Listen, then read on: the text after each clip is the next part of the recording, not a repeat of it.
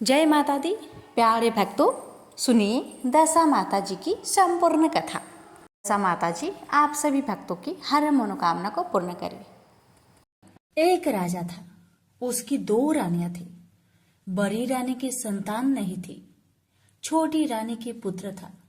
राजा छोटी रानी और राजकुमार को बहुत प्यार करता था। बड़ी रानी छोटी रानी से ईर्ष्या करने लगी। बड़ी रानी राजकुमार के प्राण हर लेना चाहती थी। एक दिन राजकुमार खेलता खेलता बड़ी रानी की चौक में चला गया। बड़ी रानी ने राजकुमार के गले में एक काला सांप डाल दिया। छोटी रानी दशा माता का व्रत करती थी। राजकुमार दशा माता का ही दिया हुआ था। दशा माता की कृपा से राजकुमार के गले में सांप बिना नुकसान पहुंचाए चला गया। दूसरे दिन बड़ी रानी ने लड्डुओं में जहर मिलाकर राजकुमार को खाने के लिए दिए। राजकुमार जैसे ही लड्डू खाने लगा तो दशा माता एक दासी का रूप धारण कर आई और राजकुमार के हाथ से लड्डू छीन ले गई। बड़ी रानी का यह बार भी खाली गया। रानी को बड़ी चिंता हुई कि किसी भी तरह से राजकुमार को मारना है। तीसरे दिन जब राजकुमार फिर बड़ी रानी के आंगन में खेलने गया तो रानी ने उसे पकड़कर गहरे कुएं में धकेल दिया। चूंकि कुआं बड़ी रानी के आंगन में बना था, इसलिए किसी को भी पता नहीं चला कि राजकुमार कहाँ गया। लेकिन जैसे ही बड़ी रानी ने राजकुमार को कुएं में ढकेला तो दशा माता ने उसे बीच में ही रोक लिया। हर दोपहर हो जाने पर राजकुमार के न लौटने पर राजा व छोटी रानी को चिंता सताने लगी। दशा माता को भी इस बात की चिंता हुई, राजकुमार को उसके माता पिता के पास किस प्रकार पहुंचाया जाए। राजकुमार को तलाश करने वाले कर्मचारी निराश होकर बैठ गए। राजा व छोटी रानी पुत्र शोक में रोने लगे। तब दशा माता ने भिखारी का रूप धारण किया और राजकुमार को गले से लगाया राजद्वार पर पहुंची। वह राजकुमार को एक वस्त्र में छिपाए हुए भिक्षा मांगने लगी। सिपाहियों ने उसे धुतकार कर कहा, तुझे भिक्षा की पड़ी है और यह राजकुमार खो गया है। सारे लोग दुख और चिंता से व्याकुल हो रहे हैं। इस पर दशा माता बोली, भाइयों, पुण्य का प्रभाव बड़ा ही विचित्र होता है। यदि मुझे भिक्षा मिल जाए तो संभव हो कि खोया हुआ राजकुमार तुम लोगों को मिल जाए। यह कहकर वह देहरी पर पैर रखने लगी। सिपाहियों ने उन्हें आगे बढ़ने से रोका। उसी समय दशा माता ने बालक का पैर वस्त्र से बाहर कर दिया। सिपाहियों ने समझा कि कुंवर उसके हाथ में है, इसलिए उसे अंदर जाने दिया। दशा माता कुंवर को लिए हुए भीतर चली गई। उसने राजकुमार को चौक में छोड़ दिया और वापस चली गई। परंतु रानी ने दशा माता रूपी भिखारिन को देख लिया था। उसने कहा कि खड़ी रहो, और कौन हो तुम? तुमने 3 दिन मेरे बेटे को छिपा कर रखा था। तुमने ऐसा क्यों किया? तुम्हें मेरे प्रश्नों का उत्तर देना होगा। दशा माता उसी समय ठहर गई। उन्होंने बताया कि मैं तुम्हारे पुत्र की चोरी करने वाली नहीं हूँ। मैं तो तुम्हारी आराध्य देवी दशा माता हूँ। मैं तुम्हें सचेत करने आई हूँ कि बड़ी रानी तुमसे ईर्ष्या रखती है। वह तुम्हारे पुत्र के प्राण हर लेना चाहती है। एक बार उसने तुम्हारे पुत्र के गले में काला सांप डाला था, जिसे मैंने भगाया। दूसरी बार उसने इसे 20 के लड्डू खाने को दिए थे, जिन्हें मैंने उसके हाथों से छीन लिए थे। इस बार उसने तुम्हारे राजकुमार को अपने आंगन के कुएं में ढकेल दिया था और मैंने इसे बीच में ही रोककर रक्षा की। इस समय मैं भिखारिन के भेष में तुम्हें सचेत करने आई हूँ। यह सुनकर छोटी रानी दशा माता के पैरों में गिरकर क्षमा मांगने लगी। छोटी रानी विनती भाव से बोली, जैसी कृपा आपने मुझ पर दर्शन देकर की है, मैं चाहती हूँ कि आप सदैव इस महल में निवास करें। मुझसे जो सेवा पूजा होगी मैं करूंगी। इस पर दशा माता बोली कि मैं किसी के घर में नहीं रहती। जो श्रद्धा पूर्वक मेरा ध्यान स्मरण करता है, मैं उसी के हृदय में निवास करती हूँ। मैंने तुम्हें साक्षात दर्शन दिए हैं, इसलिए तुम सुहागिनों को बुलाकर उन्हें यथाविधि आदर सत्कार के साथ भोजन कराओ और नगर में ढिंढोरा पिटवा दो कि सभी लोग मेरा डोरा ले और व्रत करे। इतना कहकर दशा माता अंतर्ध्यान हो गई। रानी ने अपने राज्य की सौभाग्यवती स्त्रियों को निमंत्रण देकर बुलवाया और उपटन से लेकर सिरो भूषण श्रृंगार कर उनकी यथा विधि सेवा कर भोजन करवाया और दक्षिणा में गहने आदि देकर विदा किया। रानी ने अपने राज्यों में ढिंडोरा पिटवा दिया कि अब से सब लोग दशा माता का डोरा लिया करे। प्रेम से बोलिए दशा माता की जय। दशा माता जी की दूसरी कथा। दशा माता माँ पार्वती का ही एक रूप है। आपसे हमारी निवेदन है, कथा को पूरा अवश्य सुनिएगा और कमेंट बॉक्स में दशा माता की जय लिखना ना भूले और इस वीडियो को दूसरे भक्तों के पास भी शेयर कीजिएगा। कथा इस प्रकार है।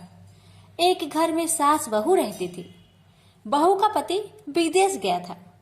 एक दिन सास ने बहू से गांव में से आग लाकर भोजन बनाने के लिए कहा। बहू गांव में आग लाने गई पर किसी ने भी उसे आग नहीं दी और उससे कह दिया कि जब तक दशा माता की पूजा न हो जाती तब तक आग नहीं मिलेगी। बेचारी बहू खाली हाथ घर लौट आई। उसने सास को बताया कि गांव भर में आज दशा माता की पूजा है, इसलिए कोई आग नहीं दे रहा है।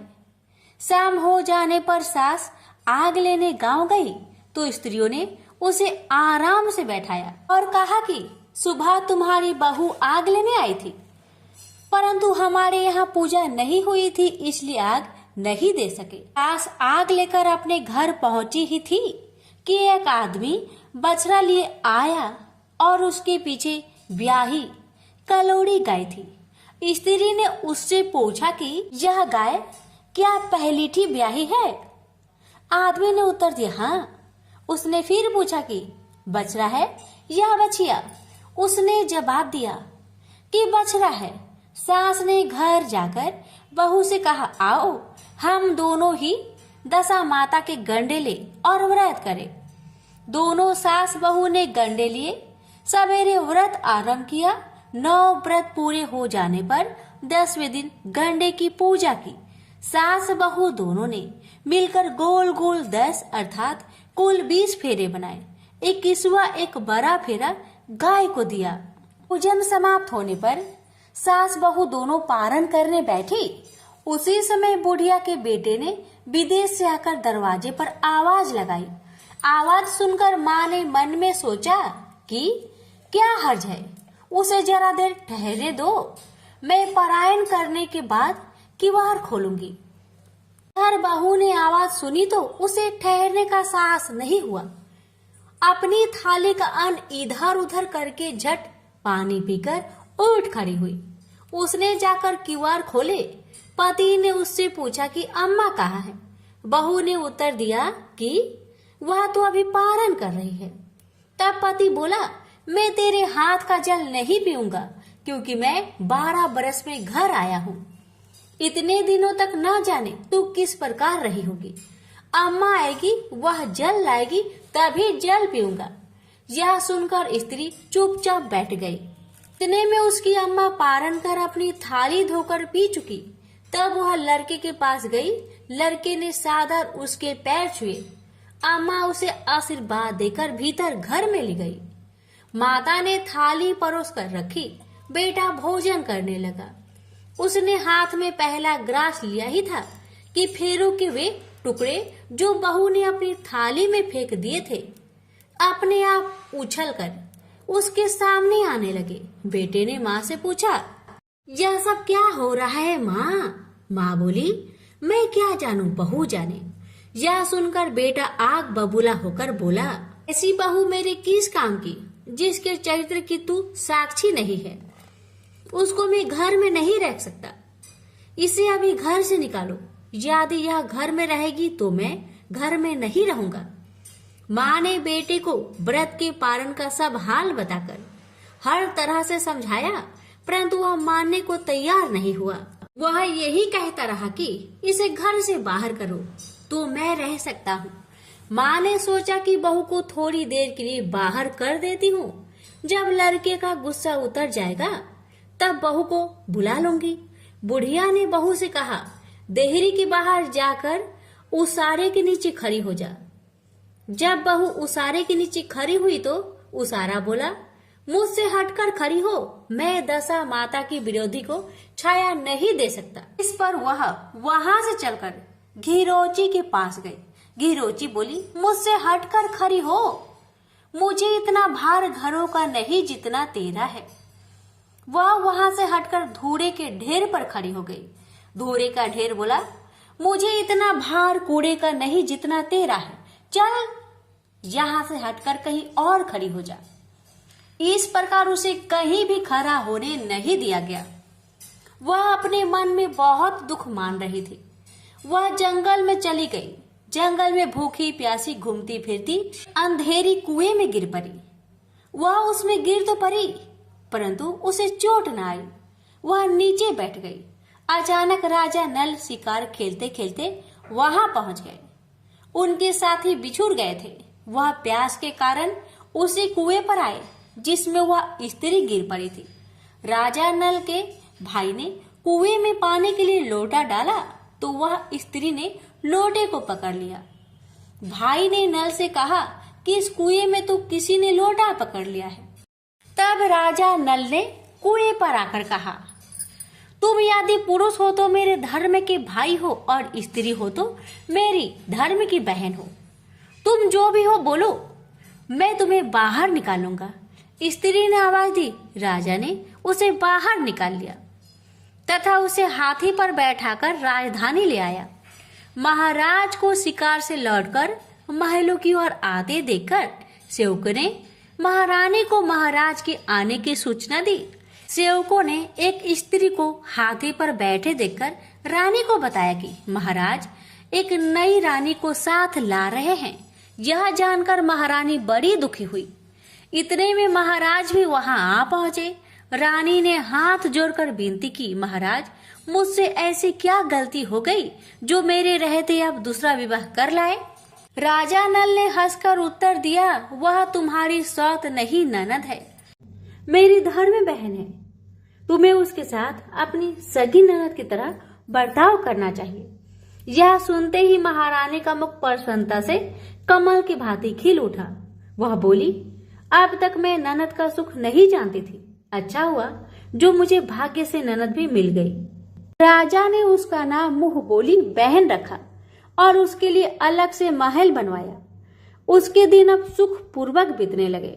एक दिन राजा की घोड़ी ब्याही तो राजमहल की स्त्रियां बधाई गीत गाने लगी। मुंह बोली बहन ने अपनी दासियों से कहा, बाहर जाकर पता करो कि किस बात की बधाई बन रही है। दासियों ने बताया, महाराज की घोड़ी ने अच्छी घड़ी में उत्तम बछेरी को जन्म दिया है, उसकी बधाई गाई जा रही है। मुंह बोली बहन ने पूछा, पहलोठी ब्याही है या दूसरी तीसरी बार? दासियों ने उत्तर दिया, यह तो पहलोठी है। तब मुंह बोली बहन ने महारानी के पास जाकर कहा, आओ भावज रानी, हम तुम दोनों दशा माता के गंडा ले। रानी ने पूछा, गंडा क्या चीज है, मुझे समझाओ। वह बोली, दशा माता के व्रत का यह नियम है कि पहले पहले जब गाय का घोड़ी या स्त्री का प्रसव सुने तब गंडा लेकर व्रत आरंभ करते हैं। 9 व्रत करने के बाद 10वें दिन गंडे का पूजन करके विसर्जन करते हैं। इसी के साथ उसने पारण का नियम भी बताया। तब महारानी बोली, तुम्हारा व्रत तुमको फले। मैं पूरी और दूध की खीर खाने वाली रानी महारानी वाला बन फरा गोली की पापड़ी खाकर कैसे रह सकती हूँ? ऐसा खाना मेरी वाला मारी मारी फिरी और आपके देश में आ गई हूँ। महारानी ने उदासीनता के साथ कहा, मुझे क्या पड़ी है, तुम्हें जो अच्छा लगे वह करो, मैं मना तो नहीं कर रही हूँ। मुंह बोली बहन ने श्रद्धा पूर्वक गंडा लिया। 9 दिन तक व्रत किए। 10वें दिन विधि पूर्वक पूजन किया, पोला फरा बनाए और संध्या को पारण करने बैठी। उसी समय उसके पति को अनायास कुछ प्रेरणा से हुई। वह अपनी माता से आज्ञा लेकर अपनी पत्नी को ढूंढने चल दिया। घूमता फिरता वह राजा नल की राजधानी में पहुंच गया और अपनी पत्नी का पता लगाने लगा। उसने एक कुएं पर कुछ औरतों को बातें करते देखा। कह रही थी, राजा की मुंह बोली बहन बहुत ही सुंदर स्त्री है। आजकल उसी का किया हुआ सब कुछ ऐसा होता है। दूसरी स्त्री बोली, वह सुंदर होने के साथ साथ धर्मात्मा भी है। जब से आई है तभी से उसने सदा व्रत खोल रखा है। उसके दरवाजे से कोई भी व्यक्ति खाली हाथ नहीं लौटता। तीसरी स्त्री बोली, वह जैसी धर्मात्मा है वैसी सदाचारिणी भी है। चौथी स्त्री बोली, वह सदाचारिणी और सर्वप्रिय भी है। सारी प्रजा उससे खुश है। पांचवी स्त्री बोली, यह तो सब है, परंतु अब तक यह पता नहीं चला कि वह कौन है और कहाँ की रहने वाली है। उन औरतों की बातें सुनकर वह साधु की भेष में राजा नल की मुंह बोली बहन के महल के द्वार पर जा पहुंचा। वहां उसने भिक्षा हेतु आवाज लगाई तो द्वारपाल उसे भिक्षा देने लगा। उसने द्वारपालों के हाथों से भिक्षा लेने से मना कर दिया और बोला, भिक्षा देने वाली स्वामिनी के हाथ से ही भिक्षा ग्रहण करूंगा, नहीं तो मैं अपने रास्ते चला। तब द्वारपाल ने उससे कहा, इस समय वह दशा माता का व्रत करके पारण कर रही है। पारण समाप्त होने के बाद ही वह तुझको भिक्षा दे सकती है। तब तक तुम प्रतीक्षा करो। वह चुपचाप बैठकर प्रतीक्षा करने लगा। पारण कर लेने के बाद वह मुट्ठी भर मोती लेकर आई, परंतु अपने सामने पति को पल्ला फैलाए देखकर वह मुस्कुराती हुई लौट गई। दोनों ने एक दूसरे को पहचान लिया था। महारानी ने मुंह बोली ननद को मुस्कुराते देखकर कहा, जब से तुम आई हो आज तक मैंने तुमको मुस्कुराते हुए नहीं देखा। आज इस साधु को देखकर हंसने का क्या कारण है? मुंह बोली बहन ने उत्तर दिया, वह साधु हमारे घर का है। रानी ने पूछा, तब वह ऐसे क्यों आया है? उसने कहा, वह अभी मेरा पता लगाने आया है। महारानी ने राजा नल से कहा, तुम्हारी मुंह बोली बहन के घर के लोग आए हैं। राजा ने कहा, उनसे कह दो कि अभी यहाँ से घर जाकर वहां से हमारी हैसियत से आए, तब मैं बहन की विदाई करूंगा। राजा नल की मुंह बोली बहन का पति घर जाकर अपनी माँ से बोला, तुम्हारी बहू राजा नल के यहाँ उसकी बहन बनकर रह रही है। वह रोज सदा व्रत करती है और नियम धर से दिन बिताती है। तब उसकी माता ने उससे आज्ञा दी कि बहू को ले आओ। वह डोली पीनस बाजे गाजे कहार आदि के साथ यथाचित सच धन कर राजा नल की राजधानी को चल दिया। राजा ने उसका यथोचित आदर सत्कार किया और कुछ दिन मेहमानी में रखकर विधि पूर्वक बहन की विदाई की। वह महल से बाहर निकल चलने लगी तो महल भी उसके पीछे पीछे चलने लगा। तब महारानी बोली, ननद जी तुम चली और मेरा महल भी ले चली, जरा पीछे मुड़कर तो देखती जाओ। जैसे ही उसने मुड़कर पीछे की ओर देखा तो राजा का संपूर्ण राजसी वैभव अचानक लुप्त हो गया। राजा की मुंह बोली बहन तो अपने पति के साथ आनंद से रहने लगी, परंतु राजा नल व रानी का यह हाल हो गया कि वे दोनों कमरी कथरी ओढ़े फिरने लगे। उनके भोजनालय में पत्ते खरखराने लगे। राजा नल रानी से बोले, अब हमें यहाँ से कहीं दूसरी जगह चले जाना चाहिए। रानी पतिव्रता स्त्री थी, उसने राजा की आज्ञा मान ली। चलते चलते वे एक गांव के पास पहुंचे। वहां पर बैरी के पेड़ पर बैर लगे हुए थे। राजा रानी दोनों भूखे थे। उन्होंने बैरों को उठाया तो बैर लोहे के हो गए। इस प्रकार राजा रानी जिस वस्तु को भी हाथ लगाते वह कंकर पत्थर में बदल जाती थी। इतने पर भी राजा रानी आगे बढ़ते गए। रास्ते में उन्हें एक व्यापारी मिला। व्यापारी ने राजा रानी को पहचान लिया। उसने राजा रानी के भोजन के लिए सैर भर आटा दिया। वे आटा लेकर एक नदी किनारे गए। महारानी भोजन बनाने लगी और राजा नल स्नान करने चले गए। उस नदी में मछुआरे मछलियां पकड़ रहे थे। मछुआरों ने राजा को 4 मछलियां दी। रानी ने मछलियां भूनकर रोटियां बना ली राजा नल भोजन करने बैठे तो रोटियां ईंट में परिवर्तित हो गई और मछलियां उछलकर नदी में चली गई। यहाँ से चलकर राजा रानी अपनी मुंह बोली बहन के यहाँ गए। बहन को जब पता चला कि भाई भौजाई आए हैं तो उसने पूछा कैसे आए हैं। रानी ने कहा कि लटके चिथरा भूखे कुकरा ऐसे आए और कैसे आते। यह सुनकर उसे बड़ा लज्जा आई। उसने रानी राजा को एक कुम्हार के यहाँ ठहरा दिया।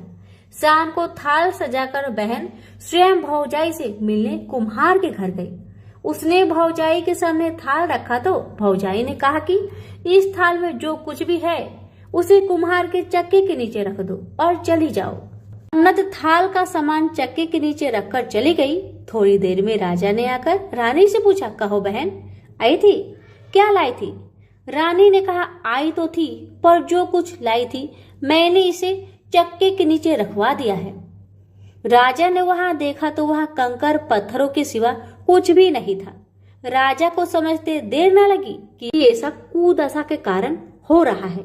भला वह मेरे लिए कंकर पत्थर क्यों लाएगी? अब राजा रानी वहां से चलकर अपने मित्र के घर गए।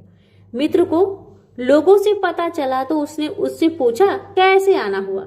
उन्होंने उत्तर दिया, कमरी ओढ़े कथरी बिछाए मांग मांग कर खाए, ऐसे आए और कैसे आए। मित्र ने दुखी होकर कहा, कोई हानि नहीं, जैसे आए वैसे अच्छे आए। मित्र है उन्हें महलों में ले आओ। मित्र ने उन दोनों का स्वागत किया, स्वादिष्ट भोजन करवाया। एक कमरे में उनके लिए पलंग बिछवा दिए। उस कमरे में खूंटी पर 9 लखा हार टंगा था और पलंग की पाटी पर बुजेरिया खड़ा रखा था। आधी रात के समय राजा तो सो गए परंतु रानी जाग रही थी। रानी ने देखा कि हार वाली खूंटी के पास दीवार में एक मोर का चित्र बना है। मोर धीरे धीरे हार को निगल रहा है। रानी ने राजा को जगाकर वह दृश्य दिखाया। राजा ने सोचा यहाँ से चुपचाप भाग चलना चाहिए, नहीं तो सवेरे चोरी का कलंक लगेगा। तब मित्र को क्या मुख दिखाएंगे। बेचारे राजा रानी रात में ही उठकर जंगल की तरफ चल गए। दोनों चलते चलते एक दूसरे राजा की राजधानी में पहुंचे। वहां अतिथि और भिक्षुकों को सदाव्रत दिया जाता था। ये दोनों भी सदाव्रत लेने गए परंतु उस समय सदाव्रत बंद हो चुका था। वहां के अधिकारियों ने कहा, यह लोग न जाने कहां से अभागे आए हैं कि इन्हें देने के लिए कुछ भी बचा नहीं, फिर भी इन्हें एक मुट्ठी चने दे दो। उन्होंने इस प्रकार से अनादर और कुवाच्य से दान लेना अस्वीकार कर दिया। वे दानाध्यक्ष की निंदा करते हुए बोले कि ऐसी कंजूसी है तो सदाव्रत देने का नाम ही क्यों करता है। दानाध्यक्ष बोला, यह तो बड़ा घमंडी भिक्षुक लगता है, भीख भी मांगता है और गाली भी देता है, इसको हवालात में डाल दो। इस प्रकार दोनों को एक कोठरी में बंद कर दिया गया। एक एक मुट्ठी चने दोनों को खाने के लिए मिलने लगे। जिस कोठरी में राजा रानी को बंद किया गया था उसी के पास आम रास्ता था। एक महत रानी राजा की घुड़सवार को साफ कर उसी रास्ते से निकला करती थी। एक दिन वह बहुत देर से निकली। रानी उससे पूछने लगी कि आज तुम्हें इतनी देर कैसे हो गई। वह बोली कि आज राजा की घोड़ी ब्याही थी, उसकी टहल में देर हो गई। रानी ने पूछा कि घोड़ी पहली बार ब्याही है या दूसरी तीसरी बार। महत रानी ने बताया पहली बार। फिर रानी ने पूछा, बछेरा हुआ या बछेरी?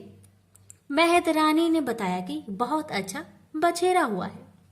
यह सुनकर रानी ने राजा से कहा, एक बार मैंने तुम्हारी मुंह बोली बहन के गंडे का अनादर किया था, उसी दिन से हमारी दशा बदल गई है।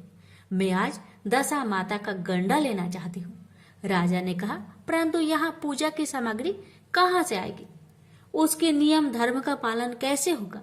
रानी ने उत्तर दिया, वही दशा माता सब कुछ करेगी, मैं तो उन्हीं का नाम लेकर गंडा लेती हूँ, फिर जो होगा देखा जाएगा।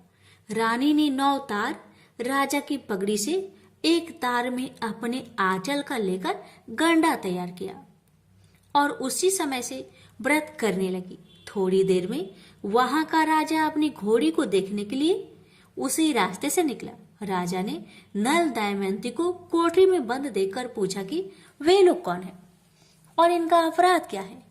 पहरेदारों ने कहा, ये लोग भिक्षा लेने आए थे। ये आपको आशीर्वाद देने के बदले गालियां देते थे। इसी कारण धनाध्यक्ष ने इन दोनों को कैद में डाल दिया है।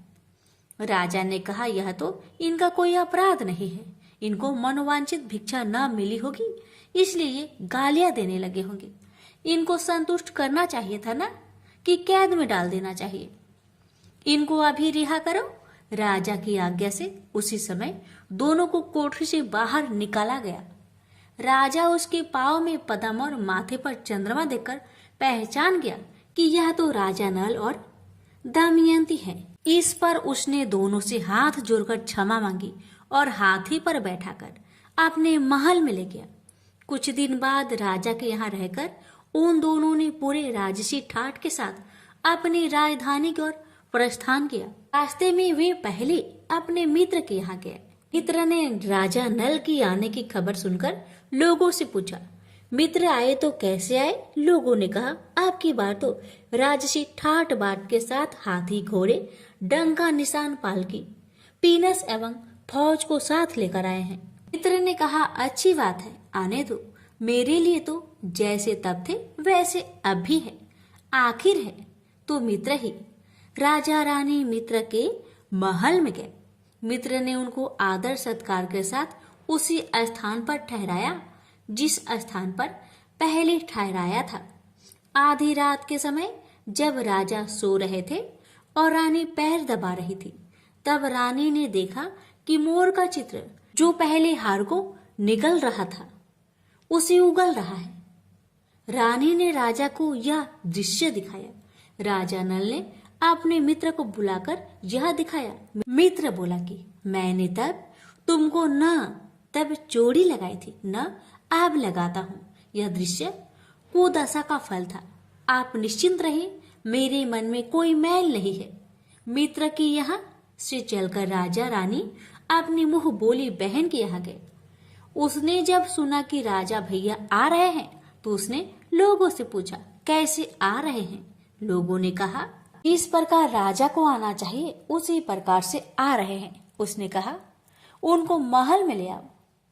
जब राजा नल की हाथी बहन के महल की ओर बढ़ा, तब रानी ने कहा, आप अपनी बहन के घर जाइए। मैं उसी कुम्हार के घर पर रहूंगी जिसके यहाँ पहले ठहरी थी।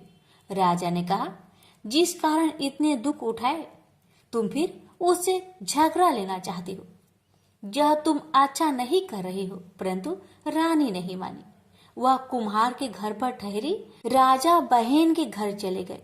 शाम को राजा की बहन भाऊज को लेने थाल सजाकर चली। उसने भाऊज के सामने थाल रख दिया। भाऊज सोने चांदी के गहने उतार उतार कर रखने लगी और कहने लगी, खाओ रे, मेरे सोने चांदी के गहने को खाओ, हम भूखे नंगे क्या खाएंगे। यह उल्हाना सुनकर ननद बोली, यह उल्हाना, और बोली, किस पर कसती हो? मुझसे जो कुछ हो सका सो सब लाई थी, वही अब भी लाई हूँ। विश्वास ना हो तो चक्की के नीचे अब भी देख लो। सचमुच चक्की के नीचे देखा तो वहां पर मणिक मोतियों का ढेर लगा था। रानी यह सब देखकर सन रह गई। वह बोली, ननद जी, तुम्हारा कोई दोष नहीं है, यह तो मेरी कुदशा का परिणाम था। रानी ने ननद को लाया सब सामान तथा उनमें अपनी तरफ से कुछ और जवाहरात मिलाकर ननद को वापस कर दिया, परंतु पूजा का न्योता देना भूल गई। वहां चलकर राजा सूरा गाय के पास आए। गाय ने सेना सहित राजा को भरपेट दूध पिलाया। वहां से आगे चलकर वे नदी के तट पर पहुंचे तो वह डेरा डाला। भोजन बनवाया गया। जब राजा भोजन करने बैठे तो उसी समय नदी से उछलकर गिरी हुई भुनी भुनाई मछलियां अपने आप गिर पड़ी। वो रोटियां जो ईंट बन गई थी फिर रोटियां बन गई। राजा ने कहा, ये सब क्या हो रहा है? कुछ समझ में नहीं आता। रानी ने बताया कि ये रोटियां और मछलियां वो ही हैं जो उस दिन हमें नसीब में नहीं मिली थी। यदि आपसे उस समय कहती कि तली हुई मछलियां जल में उछल कर गई और रोटियां ईंट बन गई तो आप कदापि भी इसे सच न मानते। इसी कारण मुझे बहाना बनाना पड़ा था। अब राजा रानी अपनी राजधानी की तरफ आगे बढ़े। जब राजा की फौज अपनी राजधानी के समीप पहुंची तो वहां के लोगों ने समझा कि दूसरे राजा ने राजधानी पर आक्रमण कर दिया है। वे घबरा गए। वहां के लोग नजराना लेकर राजा से मिलने गांव के बाहर आए, परंतु यह क्या? यह तो अपने राजा है। लोगों की प्रसन्नता का ठिकाना न रहा। वे श्रद्धा भक्ति के साथ महाराज के आगे चलकर उन्हें उनके महल में ले गए। रानी राजा ने महल में प्रवेश किया। रानी ने तुरंत दशा माता का पूजा का प्रबंध किया। उसने उस पूजा में नगर की सब सौभाग्यशाली स्त्रियों को बुलवाया। भगवती के भोग के लिए सब प्रकार के पकवान बनवाए। आटे की 10 बत्तियां, 10 शक्कर की गुजियों और 10-10 अठवाइया सुहागिनों के आंचल में डाली। सुहागिनों का श्रृंगार आदि करके दशा माता की पूजा प्रारंभ हुई। कलश स्थापित करके दीपक को प्रज्वलित किया गया, परंतु उसकी बत्ती नहीं जली। इस पर पंडितों ने कहा कि न्योता पाने वाला न्योतने को तो नहीं रह गया है, स्मरण किया जाए, उसके आने पर दीपक जल जाएगा। रानी ने सोच विचारने पर बताया कि ननद न्योतने से रह गई है। पंडितों ने कहा कि उसे फौरन बुलाया जाए। राजा ने अपना दूतगामी रथ भेजकर अपनी मुंह बोली बहन को बुलवाया। उसके आते ही कलश की मणिक प्रज्वलित हो गया। बड़ी धूमधाम से पूजा की गई। अंत में सुहागिनों को भोजन कराकर विदा किया गया। उसी समय राज्य में आज्ञा जारी की, मेरी प्रजा के लोग दशा माता का व्रत किया करें। भगवती माता ने जिस प्रकार राजा नल के दिन फेरे, उसी प्रकार सबके फेरे। प्रेम से बोलिए दशा माता की जय। श्री दशा माता जी की तीसरे दिन की तीसरी कथा। दशा माता माँ पार्वती का ही एक स्वरूप है। आइए शुरू करते हैं कथा। एक सास बहू थी। एक दिन सुबह सुबह सास ने बहू से कहा, जाओ आग लाकर भोजन बनाओ, बड़ी भूख लगी है। बहू हाथ में कंडे लेकर आग लेने गांव में गई। उस दिन गांव भर में दशा माता का पूजा थे, इसलिए किसी के यहाँ से भी उसे आग नहीं मिली। वह खाली हाथ लौट कर आई। शाम होने पर वह पड़ोसन के पास जाकर बोली कि मेरी सास तो दशा माता का गंडा नहीं लेती है, परंतु अब की बार मैं गंडा लेना चाहती हूँ। मुझे पूजन की विधि भी बता देना। दोबारा जब गंडे लेने का समय आया तो बहू ने सास को बिना बताए दशा माता का गंडा ले लिया। 9 दिन तक वह किसी न किसी बहाने पड़ोसन के घर जाकर कथा सुनती रही। 10वें दिन उसे चिंता सताने लगी कि अब मैं पूजा कैसे करूंगी। वह मन ही मन दशा माता का ध्यान धरकर वह सोचने लगी कि आज सास कहीं बाहर चली जाए तो मैं शांति पूर्वक पूजा कर लूं।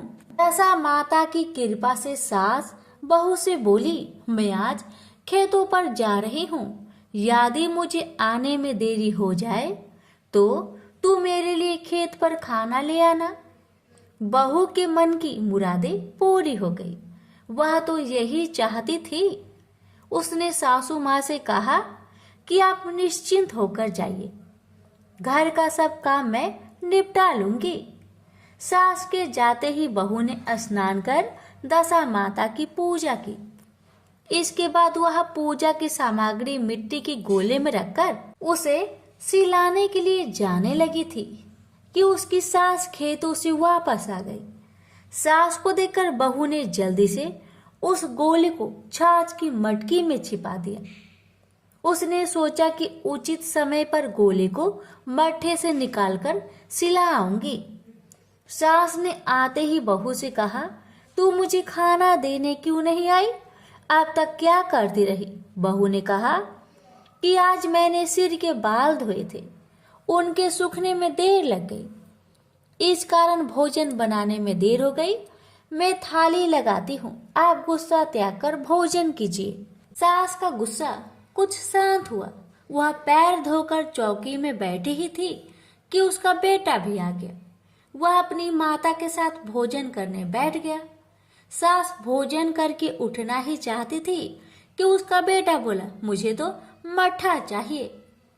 सास ने बहू से मट्ठा देने के लिए कहा। बहू बोली, मैं तो रसोई में हूँ, आप ही इन्हें मट्ठा दे दो। सास हाथ धोकर मट्ठा लेने गई, परंतु जैसे ही उसने छाछ की मटकी उठाई तो उसमें कुछ खरखराने की आवाज आई। उसने हाथ डालकर देखा तो उसे एक बड़ा सोना का गोला मिला। सास ने आश्चर्य से बहू से पूछा, अरे इस छाछ की मटकी में यह सोना का गोला कहाँ से आया? इसे तू कहाँ से चुरा कर लाई है? यहाँ क्यों छिपा कर रखा है? मैं समझ गई कि इसी वजह से तू छाछ देने नहीं उठी। इसका भेद बता, नहीं तो मैं तेरी चमड़ी उधेड़ दूंगी। बहू बोली, मुझे कुछ नहीं पता, मेरी दशा माता जाने। मैंने तुम्हें बताए बिना दशा माता का गंडा लिया था और उनकी पूजा की थी। तुम्हारे आ जाने के कारण मैं गंडे को सिलाने न जा सकी। तुम्हारे डर से मैंने इसे छाछ की मटकी में छिपा दिया था। दशा माता ने इसे सोने का बना दिया। इसमें मैं क्या कर सकती हूँ? सास ने बहू को गले लगा लिया और कहा, अब मैं भी तेरे साथ गंडा लिया करूंगी और विधिवत व्रत और पूजन किया करूंगी। हे दशा माता, जैसे तुमने इनको दिया वैसे ही सब भक्तों को देने की कृपा करना। प्रेम से बोलिए दशा माता की जय। श्री दशा माता जी की चौथे दिन की चौथी कथा। एक साहूकार था, उसके परिवार में 5 पुत्र, उनकी 5 बहुएं तथा एक पुत्री थी। पुत्री का विवाह हो चुका था, परंतु उसका गौना नहीं हुआ। इस कारण वह भी अपने माता पिता के घर में रह रही थी। एक दिन साहूकार की पत्नी दशा माता का गंडा लेने लगी। उसकी बहुओं ने भी गंडे लिए। बहुओं ने अपनी सास से पूछा, क्या ननद के लिए गंडा लेना है? सास ने हाँ में उत्तर दिया। इस पर बहू ने कहा कि उनकी तो विदाई होने वाली है, यदि व्रत से पहले ही विदा हो गई तो अब क्या होगा? सास ने उत्तर दिया, मैं व्रत का सब सामान साथ रख दूंगी, वह अपनी ससुराल में पूजा कर लेगी। ऐसा ही हुआ। उसकी ससुराल से उसे विदा कराने उसका पति आ गया। माँ ने बेटी को विधि पूर्वक विदा किया और उसकी पालकी में पूजा का सब सामान रखवा दिया। लड़की जब अपनी ससुराल पहुंची तो उसे घर के आंगन में गलीचा बिछाकर बैठाया गया। पास पड़ोसा की महिलाएं नई बहू को देखने आने लगी। सब उसका सुंदरता और गहने कपड़ों की प्रशंसा करने लगे। किसी की निगाह उसके गले में बंधे गंडे पर पड़ गई। वह बोली कि बहू की माँ बड़ी टोटके वाली है। सबकी निगाह उसकी बात सुनकर उसके गले में पड़े गंडे पर पड़ी। सभी स्त्रियां गंडे के बारे में अपनी अपनी राय प्रकट करने लगी। शाम को सास, ननद, देवरानी, जेठानी, घर की सभी स्त्रियां भी उसे गंडे की चर्चा करने लगी। सब अपनी अपनी राय व्यक्त करने लगी। सरास में सब गंडे की निंदा कर रही थी। सुबह से शाम तक गंडे के बारे में सुनते सुनते बहू का जी उब गया। उसने गंडे को गले से उतारकर जलती हुई बोरसी में डाल दिया। गंडे के जलते ही सारे घर में आग लग गई। घर में रखा सब धन धान जल गया। सब आदमी अपने प्राण बचाकर घर से बाहर भागे। अब घर में केवल नई बहू और उसका पति रह गया। बाकी सब 13 दिन हो गए। घर का सब सामान जल गया था। घर में अब न खाने को अन्न था और न पहनने के लिए वस्त्र बचे थे। इसलिए दोनों पति पत्नी गांव छोड़कर रोजगार खोजने के लिए चल दिए। चलते चलते वे उसकी गांव में पहुंच गए, जहां की वह लड़की थी। लड़की ने अपने पति से कहा, यहाँ बाहर झोंको और मैं भी कोई काम ढूंढती हूँ। पत्नी का कहना मानकर वह बाहर झोंकने लगा और वह स्वयं कुएं के चबूतरे पर बैठ गई। उस कुएं पर सारे गांव की स्त्रियां पानी भरने आया करती थी। उस लड़की की भौजी कुएं पर पानी भरने आई, परंतु उन्होंने अपनी ननद को नहीं पहचाना। वे उससे बोली, तुम तो किसी भले घर की लड़की मालूम होती हो, कुछ काम करना चाहती हो तो बोलो। लड़की बोली, काम तो करूंगी, परंतु कोई नीच काम नहीं करूंगी। बड़े भाउज बोली, हमारी ननद ससुराल चली गई है, तुम हमारे बच्चों की देखभाल करती रहना और हमारे घर के सामान लेकर अपना भोजन बना लिया करना। लड़की इस काम के लिए राजी हो गई। लड़की की भाऊजी अपने घर आई और सास से बोली, कुएं की जगह पर एक अनाथ लड़की बैठी है, वह हमारे घर रहने और बच्चों की देखभाल करने को राजी है, कहो तो उसे रख ले काम पे। सास ने कहा, खुशी से रख लो, परंतु आपस में कलह मत करना। सब बहुएं राजी हो गई। वापस कुएं पर आई, उसे घर ले गई। वह अपने भतीजे और भतीजियों का देखभाल करने लगी और अपना जीवन निर्वाह करने लगी। एक दिन दशा माता के गंडे लेने का अवसर आया। सास के कहने पर सब बहुओं ने गंडे ले लिए।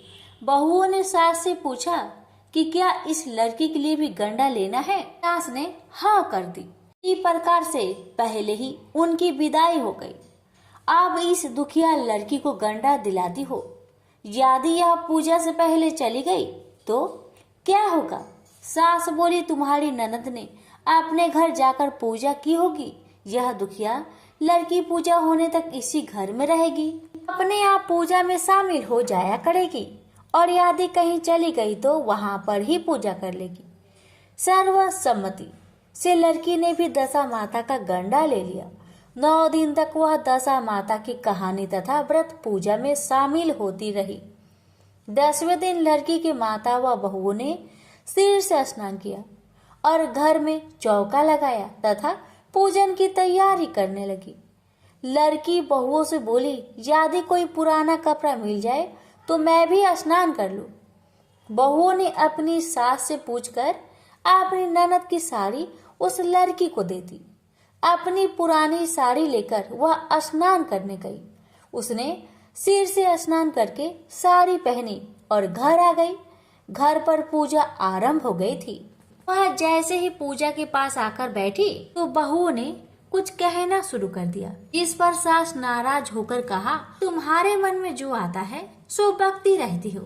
पूजा के समय भी चुपचाप नहीं बैठा जाता। चुप रहो, मुझे कथा कह लेने दो। तुम्हारी बातों में कथा में विघ्न पड़ता है। बहुएं चुप हो गई। घर की सब स्त्रियों ने पारायण किया। दुखिनी ने भी पारण किया। इसके बाद स्त्रियां एक दूसरे का सिर गूंथने लगी। एक ने दुखिनी का सिर गूंथना शुरू किया।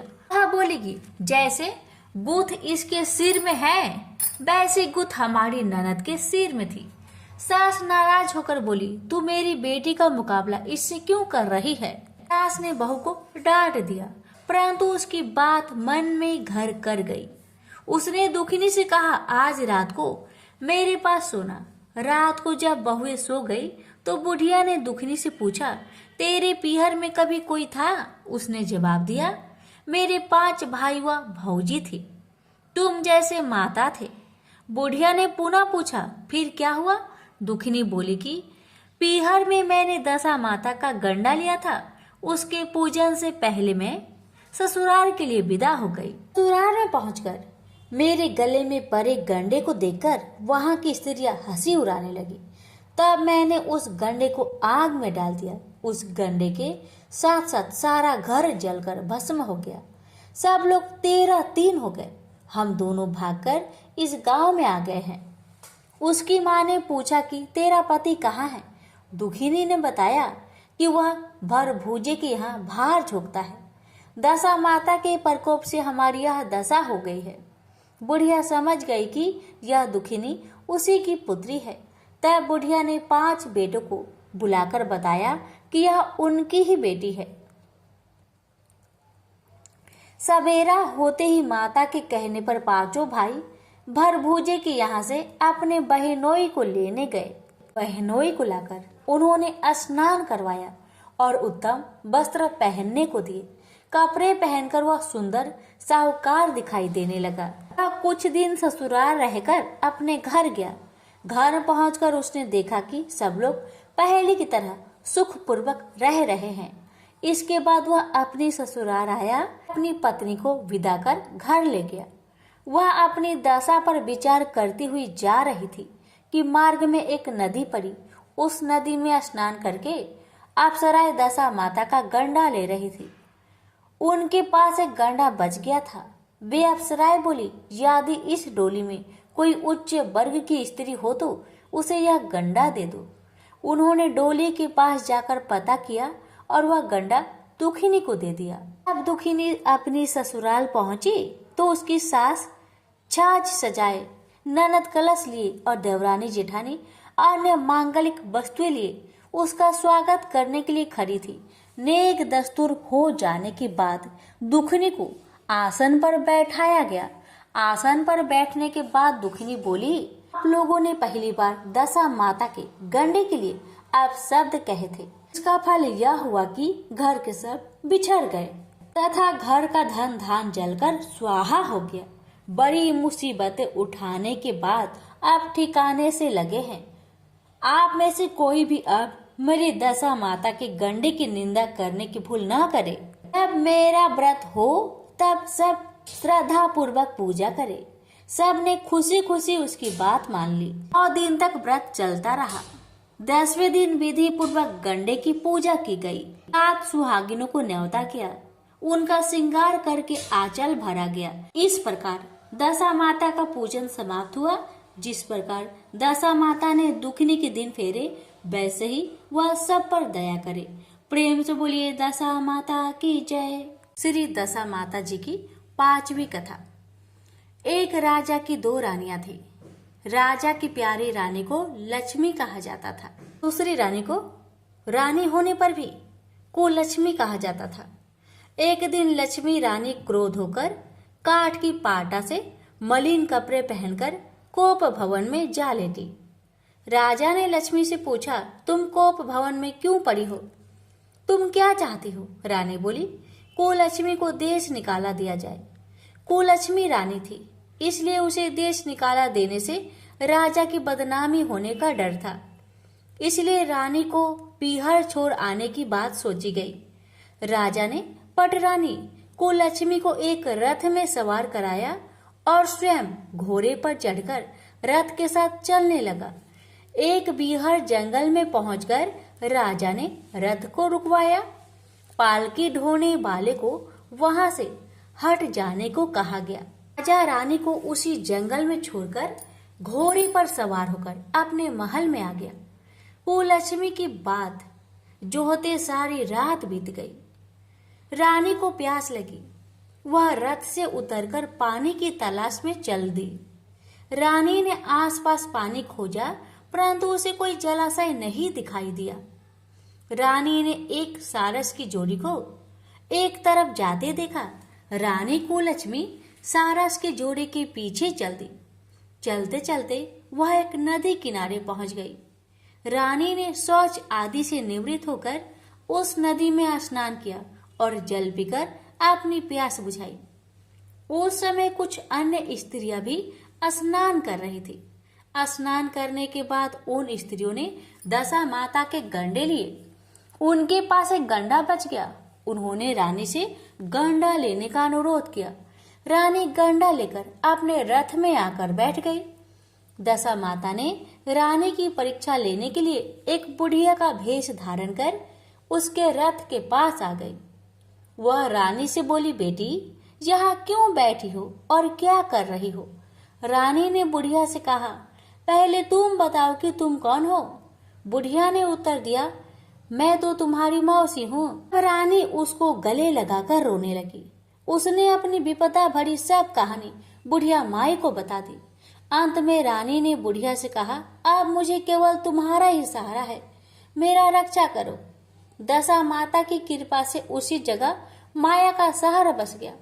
रानी के भाई भाउज आदि सारा मायका आप ही वहां प्रकट हो गया। रानी ने अपने पीहर के साथ मिलकर 9 दिन तक दशा माता की कथा कहानियां सुनाई। 10वें दिन गंडे की पूजा होनी थी। उस दिन सवेरे उठकर दशा माता ने रानी से नदी में स्नान करने के लिए कहा कि वहां तुमको स्वर्ण कलश मिलेगा, तुम उसे ले लेना और जो डोली तुमको लेने आए उसमें बैठ जाना। किसी से मत पूछना कि यह डोली किसकी है।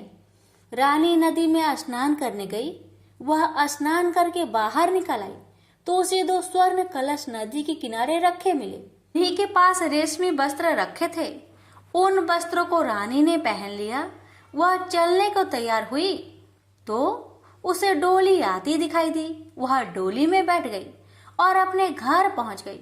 पहुंचकर उसने माया के परिवार की सब महिलाओं सहित दशा माता के गंडे की पूजा की, सुहागिनों को भोजन कराया और उसके बाद उसने पारण किया। अब रानी अपने पीहर में आनंद पूर्वक सबके साथ मिलजुल कर रहने लगी। इधर कुछ समय बाद राजा को रानी कुलक्ष्मी का ध्यान आया। जिस दिन से मैं रानी को जंगल में छोड़कर आया था, तब से उसका कोई समाचार नहीं मिला। राजा ऐसा सोच ही रहे थे कि क्यों न चलकर देखा जाए कि कुलक्ष्मी का क्या हाल है। मंत्रियों ने राजा को समझाया कि अब रानी से मिलना आपके लिए ठीक नहीं होगा, परंतु राजा ने मंत्रियों की बात पर कोई ध्यान नहीं दिया। वह घोड़े पर सवार होकर उसी स्थान पर पहुंचा जहां पर रानी को छोड़ आया था। राजा को यह देखकर बड़ा आश्चर्य हुआ कि यहाँ तो सघन वन था, परंतु अब यहाँ रमणीक बस्ती बसी हुई है। राजा ने लोगों से पूछा, यह कौन सी नगरी है? लोगों ने उसे बताया कि यह कुलक्ष्मी का नगर है। अब तो राजा के आश्चर्य का ठिकाना ना रहा। वह बार बार सोच रहा था कि क्या यह नगर मेरी पट रानी कुलक्ष्मी द्वारा बसाया गया है। राजा ने कुलक्ष्मी के महल के पास जाकर सूचना भिजवाई कि उनसे अमुक देश का राजा मिलना चाहता है। रानी ने राजा को पहचान कर मिलने से मना कर दिया, परंतु मौसी ने उसे समझाया कि हिंदुओं में तो पति को परमेश्वर माना जाता है। तुम्हें यह उचित है कि तुम यथाशक्ति उसका आदर सत्कार करो। मौसी के कहने पर रानी कुलक्ष्मी ने राजा को महल में बुलवाया। दोपहर को राजा को भोजन पर बुलवाया गया। राजा के साथ नाई भी था। रानी राजा और नाई को भोजन कराने लगी। पहली बार रानी ने नाई को पत्तल पर भोजन परोसा तो नाई ने रानी के पैर पर एक छींटा लगाया। रानी इस भेद को नहीं समझ सकी कि नाई ने उसके पैर पर रायते का छींटा क्यों मारा। रानी दूसरी बार पोशाक बदलकर फिर आई। राजा मन में सोचने लगा, यहाँ तो बहुत सी रानियां हैं, मैं अपनी रानी को कैसे पहचानूं? नाई बड़ा चतुर था। वह बोला, रानी तो एक ही है, परंतु वह पोशाक बदल बदल कर हमारे सामने आ रही है। राजा ने नाई से पूछा, तुम्हें कैसे पता चला कि रानी सब एक ही है? नाई बोला, मैंने उसके पैर पर रायते का छींटा मारा था। वह 3 बार कपड़े बदलकर हमारे सामने आई, परंतु वह छींटा उसके पैर पर 3 बार लगा था। अगले दिन रानी ने राजा को अपने महल में बुलवाया। राजा को अपनी मेज पर बैठाकर खाने के लिए पान का पीरा दिया। पान खाकर राजा पलंग पर लेट गया और रानी उनके पैर दबाने लगी। राजा ने रानी से अपने किए के लिए क्षमा मांगी और रानी से अपनी राजधानी चलने को कहा। रानी ने कहा, आप किस मुंह से मुझे चलने के लिए कह रहे हैं? आप तो मुझे जंगल में अकेला छोड़ कर गए थे। आप तो मेरी सौत के कहने पर आकर मेरा परित्याग कर चुके थे। यह तो मेरी मौसी का किया धरा है, उसी के कारण यह सब वैभव मुझे प्राप्त हुआ है, वरना आप तो मेरा सर्वनाश कर चुके थे। राजा ने रानी को बहुत समझाया। तब रानी बोली कि मैं केवल एक शर्त पर आपके साथ चल सकती हूँ। आप मेरी मौसी से वरदान मांगे कि वह यह नगरी आपकी राजधानी के पास पहुँचा दे, जिससे जब मेरा मन चाहे आपके पास रहूं और जब भी चाहे तो मौसी के दिए महल में चली जाऊं। मेरी मौसी बड़ी दयालु है, संभव है कि वह हमारी बात मान जाए। राजा ने दशा माता मौसी से प्रार्थना की। मौसी ने राजा की बात मानकर दोनों शहरों को पास पास स्थापित कर दिया, मानो एक दूसरे की ही भाग हो। राजा ने दशा माता की कृपा का फल जानकर शहर में ढिंडोरा पिटवाया। उसकी प्रजा दशा माता का पूजा किया करे। भगवती दशा माता ने जिस प्रकार कुलक्ष्मी पर दया करी, वैसे ही दया सब पर करना। प्रेम से बोलिए श्री दशा माता की जय। श्री दशा माता जी की छठी कथा। एक राजा था, उसकी रानी कोमलांगी थी। वह फूलों की सैया पर सोया करती थी। एक दिन फूलों के साथ एक कच्ची कली भी आ गई। कच्ची कली के कारण उसे रात को नींद नहीं आई। वह करवटें बदलती रही। राजा ने पूछा, प्रिय, आज क्या बात है जो तुम्हें नींद नहीं आ रही? रानी ने बताया कि आज फूलों में एक कच्ची कली आ गई है। वह मेरे शरीर में चुभ रही है, इसी कारण मुझे नींद नहीं आ रही है। राजा के शयन कक्ष में एक दीपक जल रहा था, जिसे ज्योति स्वरूप कहते हैं। ज्योति स्वरूप रानी की बात सुनकर हंसा। राजा ने हाथ जोड़कर उससे हंसने का कारण पूछा। ज्योति स्वरूप ने बताया कि अभी तो रानी को कच्ची कली के कारण इतनी तकलीफ हो रही है, कल सवेरा होने पर रानी को बोझा ढोना पड़ेगा, तब उसकी क्या गति होगी? राजा ने पूछा, क्या मेरे जीवित रहते ऐसा संभव है? तब दीपक ज्योति स्वरूप ने उत्तर दिया, हाँ, संभव है। ज्योति स्वरूप की बात सुनकर राजा ने मन में सोचा कि देववाणी कभी असत्य नहीं होती, होने को कौन टाल सकता है। रानी को अवश्य बोझ ढोना पड़ेगा, परंतु यह हो सकता है कि यदि मैं इसे एक संदूक में बैठाकर समुद्र में बहा दूं, तो संभव है कि यह बोझ ढोने से बच जाए, क्योंकि समुद्र में डूब जाने पर बोझा ढोने से बच जाएगी। राजा ने उसी समय रानी से कहा, चलो मैं तुम्हें तुम्हारे मायके में छोड़ आऊं, कुछ दिन वहीं पर रहना। रानी बोली, परंतु महाराज, मेरे मायके में तो कोई भी नहीं है, मैं वहां किसके पास रहूंगी? राजा ने कहा कि तुम्हारे गोत्रज संबंधी वहां बहुत अच्छी दशा में हैं, मैं उन्हीं के पास तुमको भेज देता हूँ। रानी ने राजा की बात मान ली। रानी ने बहुमूल्य आभूषण और कीमती वस्त्र धारण किए। तब राजा ने रानी को संदूक में बैठाकर नदी में बहा दिया। वह नदी समुद्र में ऐसी जगह मिलती है जहाँ पर राजा के बहनोई का राज्य था। समुद्र से मोती निकलने का ठेका राजा के बहनोई ने ले रखा था। वह संदूक बहता बहता जब राजा के बहनोई के इलाके में पहुंचा, उसने मल्लाहों को आज्ञा देकर संदूक को समुद्र से बाहर निकलवा लिया। संदूक को उसने महल के शयन कक्ष में भिजवा दिया और आदेश दिया कि जब मैं न पहुंचूं, इसे कोई न खोले। राजा का बहनोई, जो उस जगह का स्वयं राजा था, उसने शयन कक्ष में संदूक के पहुंचते ही रानी को पता चला कि संदूक को राजा ने समुद्र में पाया है। वह फौरन शयन कक्ष में आई। उसने पहरेदारों को हट जाने को कहा। रानी ने संदूक को खोल दिया। उसे संदूक के अंदर 16 श्रृंगार की एक स्वर्वाक सुंदरी मिली। रानी ने अपने मन में सोचा कि यदि राजा इसको इस दशा में देखेगा तो वह इसका ही हो जाएगा और मुझे छोड़ देगा। इसलिए उसने उस रानी के सब जेवर कपड़े उतारकर उसे फटे पुराने कपड़े पहना दिए और संदूक को बंद कर दिया। राजा जब बाहर से महल में आया तो उसने रानी को अपने शयन कक्ष में बुलवाया और रानी से पूछा कि क्या तुमने देखा है कि इस संदूक में क्या है? रानी ने उत्तर दिया कि मैंने कुछ नहीं देखा, मुझे नहीं पता कि इस संदूक में क्या है।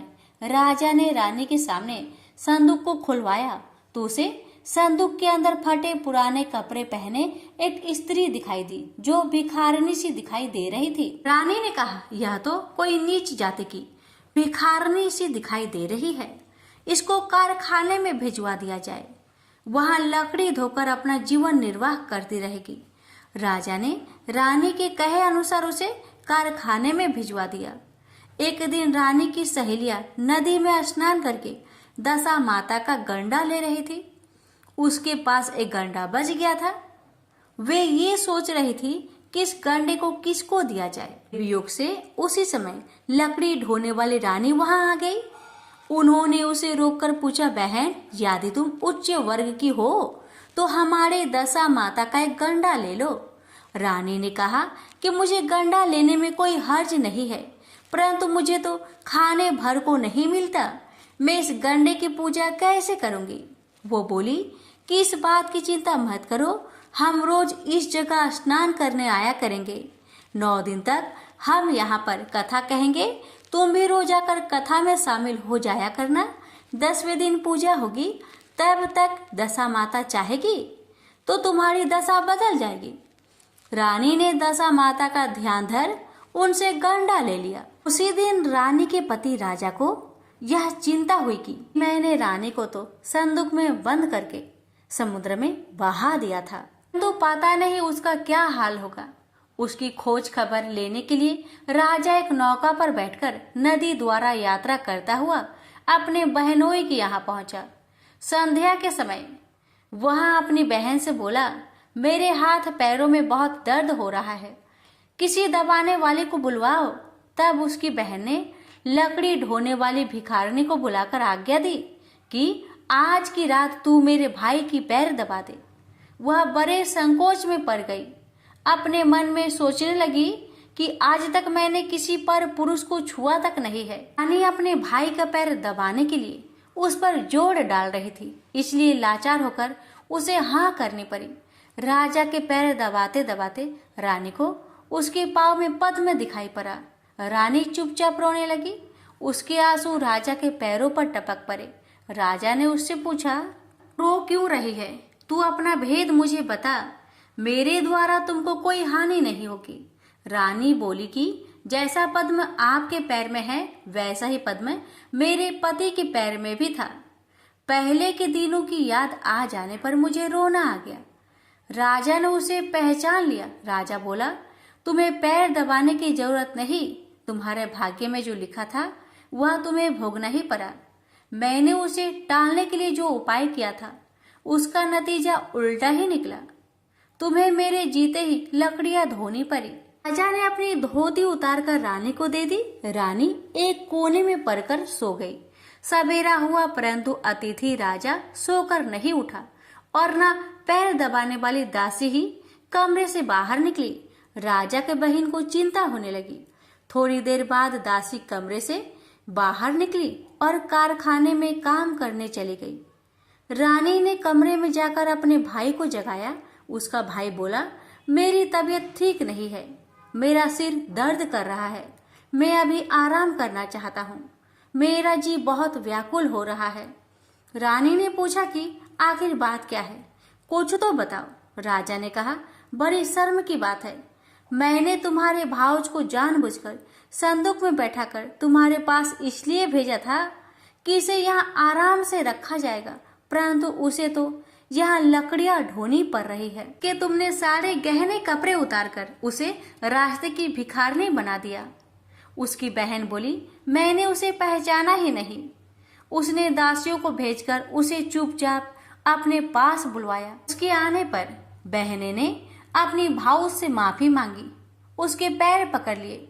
कुछ दिनों तक वह अपने बहनोई बहन के घर रहकर रानी को साथ लेकर राजधानी लौट आया।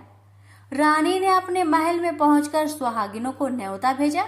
बड़े धूमधाम से दशा माता के गंडे की पूजा की और नगर में ढिंढोरा पिटवाया कि आज से अमीर गरीब सब दशा माता का गंडा लिया करे और श्रद्धा पूर्वक पूजा किया करे।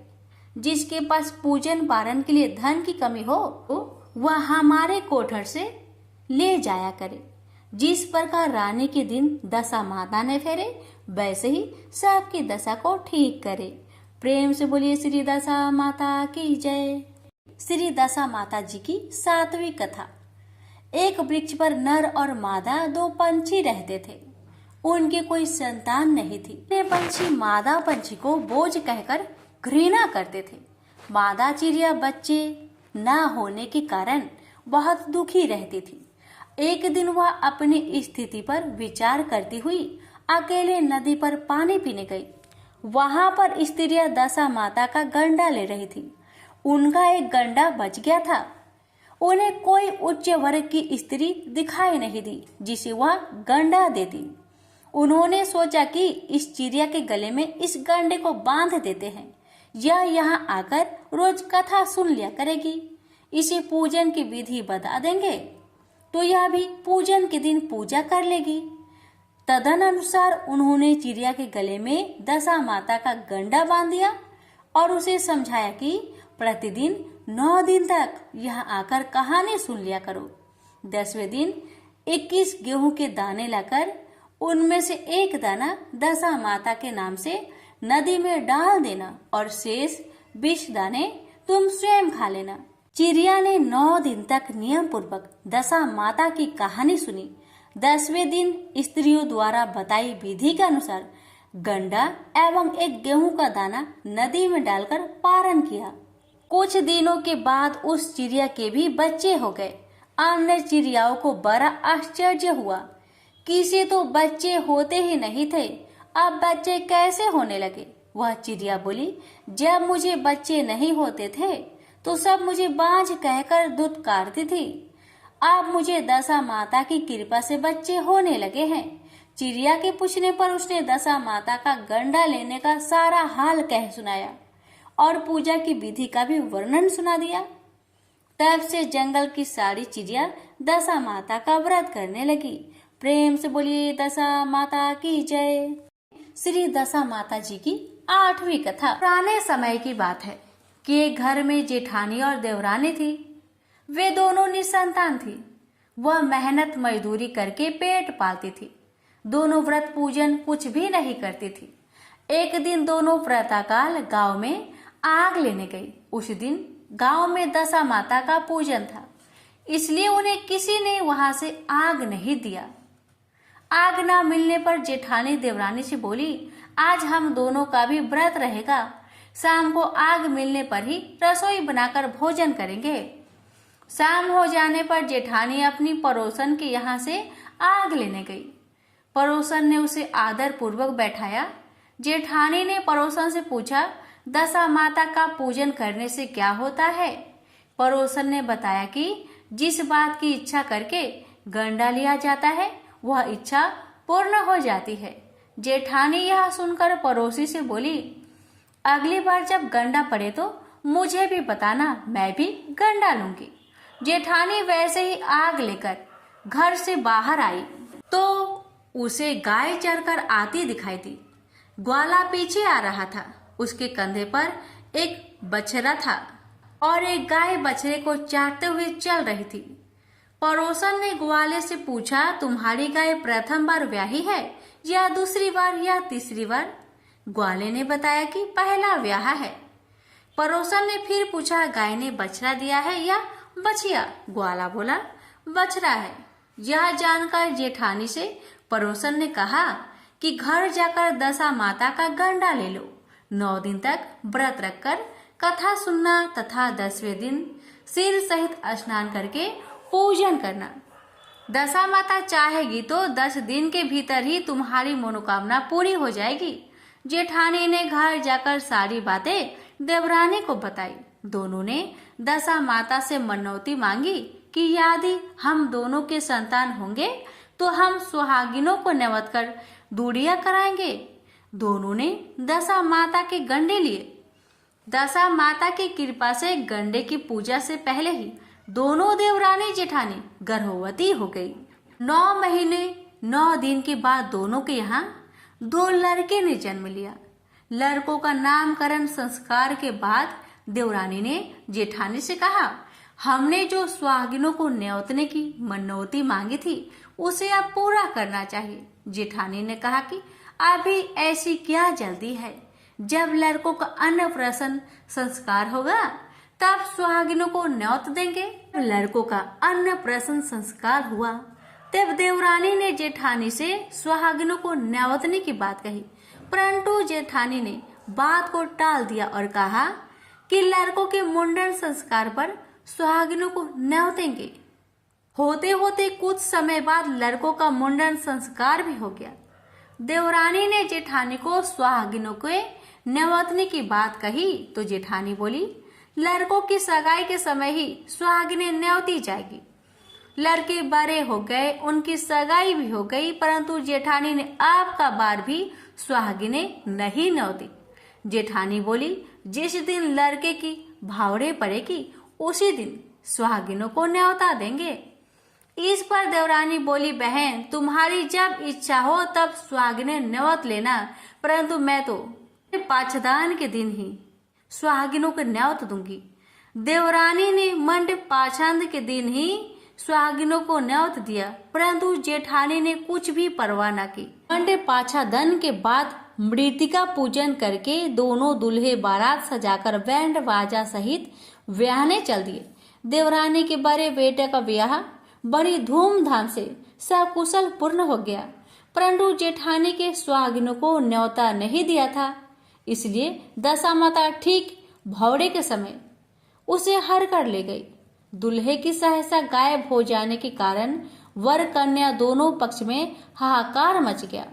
उसकी बारात खाली हाथ घर लौट आई, परंतु लड़की की माता बड़े संकट में पड़ गई कि यह अधब्याही लड़की से कौन ब्याह करेगा। पड़ोस के चतुर सुहागिन ने लड़की की माता को समझाया कि ब्याह का जो सामान बचा है उस सामान को लड़की के हवाले कर दिया जाए। लड़की मांगते भिखारियों को सदाव्रत देने लगी। एक दिन साधु तीर्थ यात्रा करता हुआ आया। गांव से दूर घने जंगल में एक पीपल का पेड़ था। लोग इस पीपल के पेड़ को पारस पीपल कहते थे। उसी पेड़ पर दशा माता का निवास था। साधु चलता चलता शाम को उसी पेड़ के नीचे ठहर गया। झाड़ूदार ने आकर उसी पेड़ के पास मैदान में झाड़ू लगाई। भिश्ती ने मस्क से वहां पर छिड़काव कर दिया तथा माली ने वहां फूल बिखेर दिए। तब अनेक देवता अनेक प्रकार की पोशाकें पहनकर आने लगे और यथास्थान बैठने लगे। सबके बाद से स्वर्ग से राजा इंद्र का सिंहासन उतरा। इसी के साथ स्वर्ग से अप्सराएं आकर सिंहासन के चारों ओर नाचने लगी।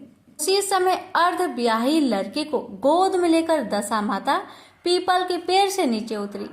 इंद्र के साथ स्वर्ग से एक सूरा गाय भी आई थी। उसने 2 गिलास दूध दिया था। लड़के के अर्ध ब्याही भाग का एक गिलास अलग रख दिया। दूसरे गिलास का दूध पी लिया। जब तक अप्सराओं का नाच गाना होता रहा, दशा माता लड़के को गोद में लेकर बैठी रही। प्रातः काल होते ही ताओ का दरबार भंग हुआ। साधु भी वहां से चलकर गांव में आया। साधु महाराज गांव में भिक्षा मांगते मांगते अर्ध ब्याही लड़की के घर पर पहुंचा। लड़की ने आदर पूर्वक साधु को बैठाया और भोजन तैयार किया। लड़की ने 3 पत्तल परोस कर रखा। पहला पत्तल अर्ध ब्याहे अपने पति के लिए रखी, दूसरी पत्तल बाबा जी के सामने रखी और एक पत्तल अपने सामने रखी। बाबा ने अपने आप कहा, वह जो बात मैंने रात वहां देखी यहाँ भी देखने को मिल रही है। साधु बाबा ने बात टालते हुए कहा, हम बैरागी लोग ऐसी अनेक बातें कहते रहते हैं, तुम्हें ऐसी बातों से क्या मतलब? तुम तो भोजन करो और भगवान का भजन करो। लड़की ने हट पकड़ ली। लड़की ने कहा, जब तक आप अपनी बात का खुलासा नहीं करेंगे मैं भोजन नहीं करूंगी। इस पर भी साधु बाबा चुप रहे। तब लड़की बोली कि आप साधु है और मैं सती हूँ। आप या तो अपने कथन को स्पष्ट कीजिए कि आपने रात को क्या देखा, नहीं तो मैं आपको श्राप दे दूंगी। तब साधु बाबा ने रात का सारा किस्सा कह सुनाया। यह सुनकर लड़की बाबा के साथ पीपल के पेड़ के पास जाने का निश्चय कर लिया। साधु बाबा आगे आगे चले और लड़की उनके पीछे पीछे चलती रही। साधु बाबा लड़की को पारस पीपल के पास छोड़ चले गए। संध्या होने पर नित्य की तरह जमादार ने झाड़ू लगाई। भिश्ती ने अपनी मस्क से पानी का छिड़काव किया और माली ने फूल बिखराए। देवताओं के राजा इंद्र आए। अप्सराओं का नाच गाना प्रारंभ हो गया। उसी समय दशा माता पीपल के पेड़ पर से उतरकर दरबार में बैठ गई। लड़के ने सूरा गाय से दूध लिया और एक गिलास अर्धब्याही लड़के के लिए रख दिया। जैसे ही लड़के ने दूध का गिलास मुंह से लगाया, वैसे ही लड़की दूसरा गिलास हाथ में लेकर वर के सामने उपस्थित हो गई। बोली, अपना भाग लेने के लिए मैं उपस्थित हूँ। मेरे लिए क्या आज्ञा है? मैं सेवा करने के लिए तैयार हूँ। तब लड़का बोला, मैं इस तरह से तुमसे नहीं मिल सकता। मैं दशा माता की सेवा में रहता हूँ। मुझे अभी दरबार में जाकर दशा माता की गोद में बैठना होगा। यदि तुम्हें मुझसे प्यार है तो दशा माता को प्रसन्न करके उनसे मुझे अपने लिए मांग सकते हो, तब मैं तुम्हारा हो सकता हूँ। लड़का दूध पीकर दशा माता की गोद में जा बैठा। लड़की अप्सराओं के साथ नाच गाने लगी। जब सवेरा हुआ तो दशा माता ने इस नई लड़की को बुलवाकर पूछा, तुम कौन हो? तुम्हारे नाचने से मैं बहुत प्रसन्न हूँ। जो कुछ मांगना चाहती हो मांग लो। लड़की ने दशा माता से वचन ले लिया कि मैं जो कुछ भी मांगूंगी वह आप मुझे प्रदान करेंगी। माता ने तथास्तु कहा। तथास्तु कहने के बाद लड़की ने दशा माता से अपनी पति को पकड़कर कहा, मुझे यही चाहिए। दशा माता ने कहा, तूने मांगा तो बहुत, परंतु मैं वचन दे चुकी हूँ, इसी कारण मैं तेरे पति को तुझे वापस देती हूँ। इंद्र ने पूछा कि भगवती, ये सब क्या राज है? मैं इस राज को जानना चाहता हूँ। तब दशा माता ने बताया कि यह लड़के मेरे वरदान से ही प्राप्त हुआ था और इसकी माता ने मनौती मांगी थी कि लड़का पैदा होने पर मैं सुहागिनों को न्योता दूंगी, परंतु उसने अभी तक अपना वचन पूरा नहीं किया। इस कारण मैं इस लड़के का विवाह मंडप से हर लाई थी। यह लड़की इसकी अर्धव्याही पत्नी है और पतिव्रता है।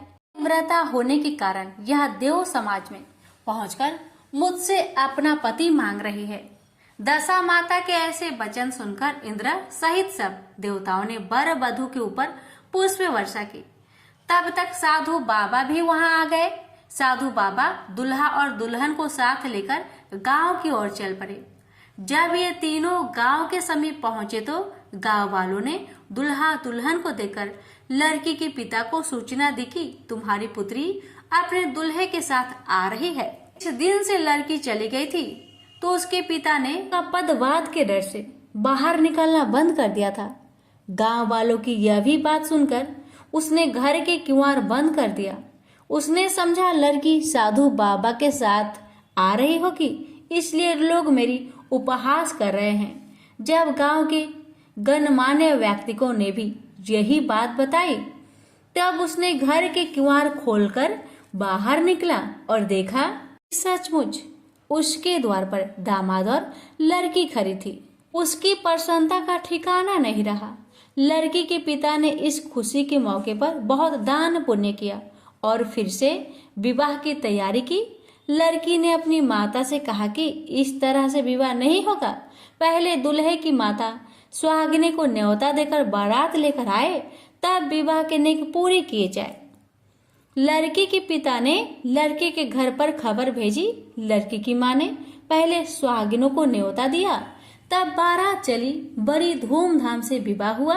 वर वधू दोनों अपने घर आ गए।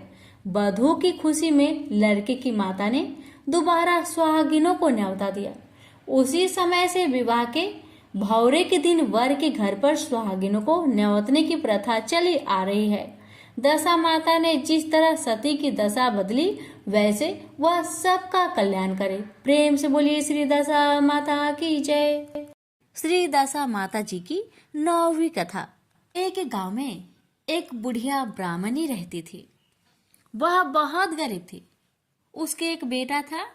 एक दिन वह अपने बेटे से बोली, बेटा कुछ ऐसा काम करो जिससे 4 पैसे की आमदनी हो और हम दोनों का जीवन निर्वाह हो। अब मेरे तो बुढ़ापे के कारण हाथ पैरों ने जवाब दे दिया है। तब उसका लड़का गांव वालों के जानवर चराने लगा। एक दिन लड़का पशुओं को पानी पिलाने नदी पर ले गया। वहां पर महिलाएं स्नान करके दशा माता का गंडा ले रही थी। उनके पास एक गंडा बच गया था। उनमें से एक स्त्री ने कहा कि यह बच्चा किसका है? यदि यह उच्च वर्ग का हो तो बचा हुआ गंडा इसी को दे देंगे। जब एक स्त्री लड़के के पास जाकर पूछने लगी कि तुम्हारे घर में कौन कौन है, लड़के ने बताया कि केवल मेरी बुढ़िया माँ है। उसी स्त्री ने फिर पूछा, तुम्हारी जाति क्या है? लड़के ने बताया कि मैं ब्राह्मण हूँ, परंतु कोई काम ना मिलने के कारण गाय चराता हूँ। स्त्रियों ने लड़की को एक गंडा देते हुए कहा, तुम इसे ले जाकर अपनी माता को दे देना और कहना कि इसका पूजन और व्रत करे। हम तुम्हें सीधा और पूजा की सामग्री भी देते हैं, इसे भी अपनी माता को दे देना। लड़के ने उनसे गंडा ले लिया। फिर सब स्त्रियों ने उसे सीधा भी दिया। लड़का उस सामान को लेकर घर आया। उसने दरवाजे से ही माँ को पुकार कर कहा, गठरी को उतार ले, मैं बोझ से दबा जा रहा हूँ। उसकी माँ आवाज सुनकर दौड़ी आई, बोझों को उतारा, गठरी में सीधा देकर माँ बहुत प्रसन्न हुई।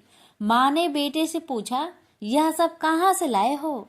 लड़के ने माँ को सब समाचार सुनाकर दशा माता का गंडा भी दे दिया।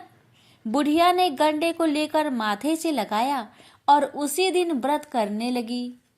9 दिन तक कथा कहानी कहती। 10वें दिन उसने गंडे के पूजन की तैयारी शुरू करी। वह देहरी के बाहर गोबर से लीप रही थी कि उसी समय एक बहुत ही गरीब बुढ़िया आकर बोली कि क्या कर रही हो बहन? उसने जवाब दिया कि आज मेरे घर पर दशा माता का पूजन है, इसलिए लीप रही हूँ। उस बुढ़िया रूपी दशा माता ने कहा कि तुझे बहुत प्यास लगी है, थोड़ा सा पानी पिला दे। इस पर लड़के की माता बोली, मैं तो मिट्टी के बर्तन से पानी पीती हूँ, मेरे यहाँ लोटा लुटिया कुछ ही नहीं है। तुमको पानी किस में भर कर दूं? एक कटोरी ही है मेरे घर में, पता नहीं वह कहाँ पड़ी होगी। जरा तुम ठहरो, मैं कटोरी ले आऊं, तब तुमको पानी पिलाऊंगी। रिया हाथ धोकर अंदर कटोरी लेने गई। इसी बीच दशा माता, जिन्होंने बुढ़िया का रूप धारण कर रखा था, कि घड़ोची पर एक सोने का घड़ा रखकर अंतर ध्यान हो गई। बुढ़िया कटोरी लेकर घरोची के पास गई। वह घरोची पर सोने का घड़ा देखकर घबराई। वह मन में सोचने लगी कि मुझे बुढ़ापे में चोरी का इल्जाम लगेगा, मैं चोर कहलाऊंगी। वह इसी चिंता में दशा माता रूपी बुढ़िया को खोजने निकली। तब तक उसका लड़का भी घर आ गया था।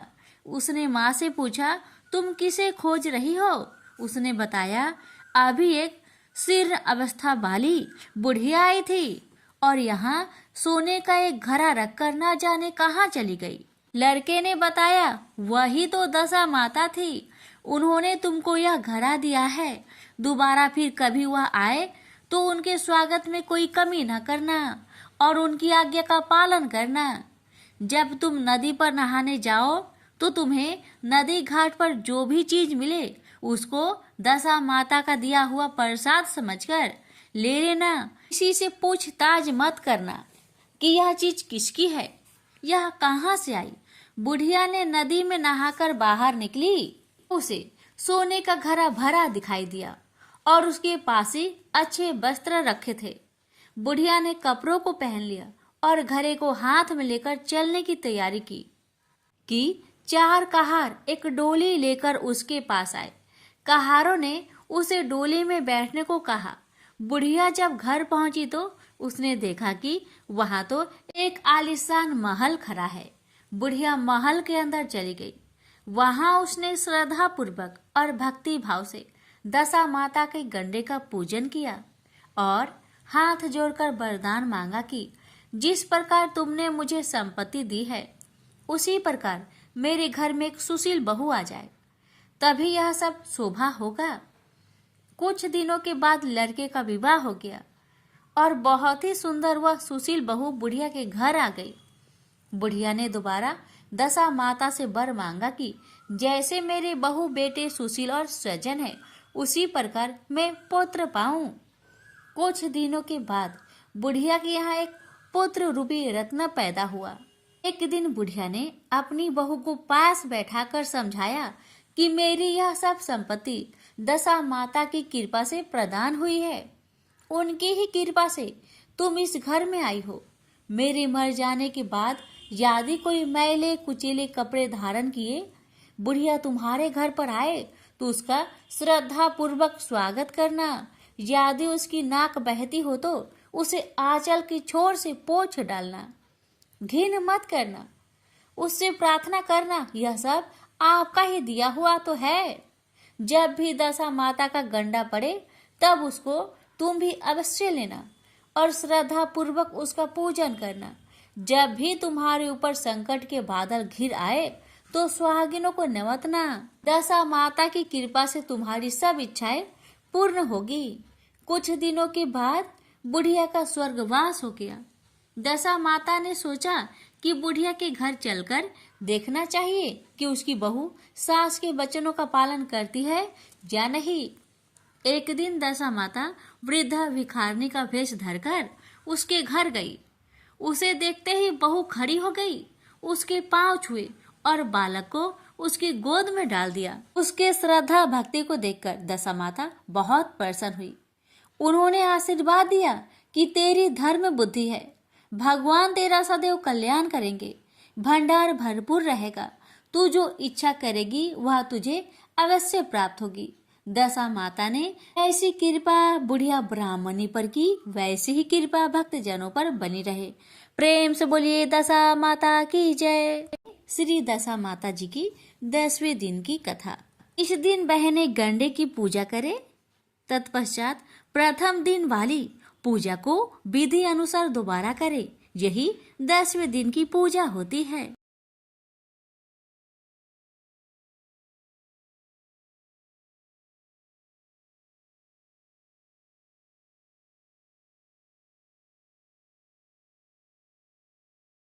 गणेश जी की कथा।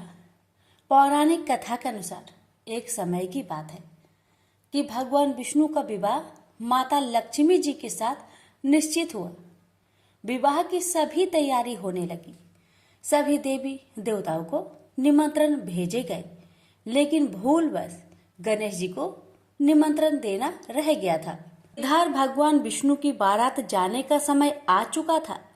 सभी देवता अपनी पत्नियों के साथ विवाह समारोह में शामिल होने को आए, परंतु सभी देवी देवताओं ने देखा कि गणेश जी कहीं दिखाई नहीं दे रहे हैं।